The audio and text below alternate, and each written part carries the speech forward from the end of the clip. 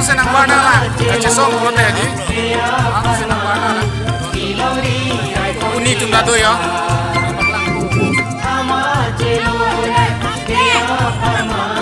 Karbi Long kita dah hello mak. Hello. Karbi Long kita dah hello mak. Hello.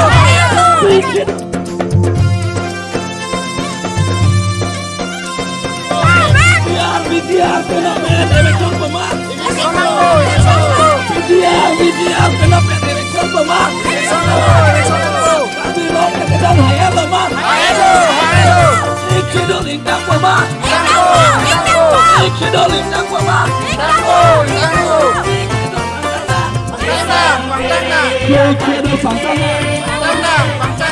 Karbi Long kita dah hello mak.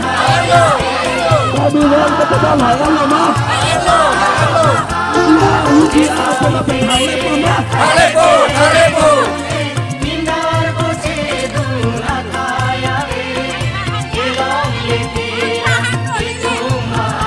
Karbi Long sedang hello. Karbi Long sedang hello. Karbi Long sedang hello. Very good. Very good. Very good. Very good. Karbi Long sedang hello. Karbi Long sedang hello.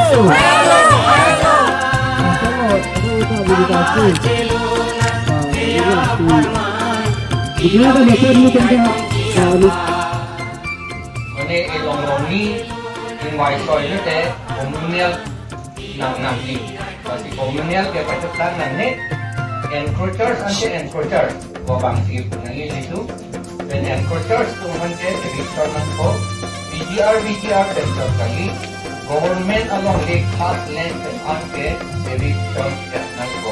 Tapi etahala bangke schedule pen tapi private area for tapi hala mohon kita Supreme Court order tentang tribal atau mangi eviction nanti salah bangke itu jadi tribal atau mangi eviction mono tapi kapri atau mangi lagi eviction nangko jadi dah order dari eviction ke claim kita aron ating pensi claim nangko aron ating pen claim kita tapi abinongge kabaso meeting do depend job adapting to AL Assam Land Revenue Regulation 1886 along with Tablo, Lapen Rule 18 along that Rule 18 along with eviction forthwith local said notice anda pinangi kuat atau eviction lagi secara government along with Lapen Rule 18 harus kita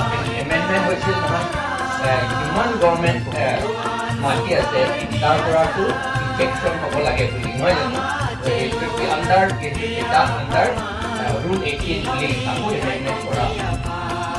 Mereka itu ain mesti ada soal ain pensi yang nak posisi ini kalau tapi ni itu 2008 ani kanta soalan tinggal itu Council of Land lapen ke Dongkar Revenue Circle of Pantani to Tidak 2008 aningkan. Haladak Lamsak Hong Cooperative Tribal Farming Society to Along Yedo 3,000 Bikas 1982 aningkan si haladak ka establish. Amata laso Along Le Anta Lamsak Hong Kulate la non laso area lodi kejabat. Halaso Along Le Anta illegal settler, illegal encroachers tumsi cerai lalu. Lasi halaso long leta normal eviction si halaso Lamsak Home Cooperative Tribal Farming Society atau ampan aku picu dia nangi kunil dong kadiman 2008 anikan.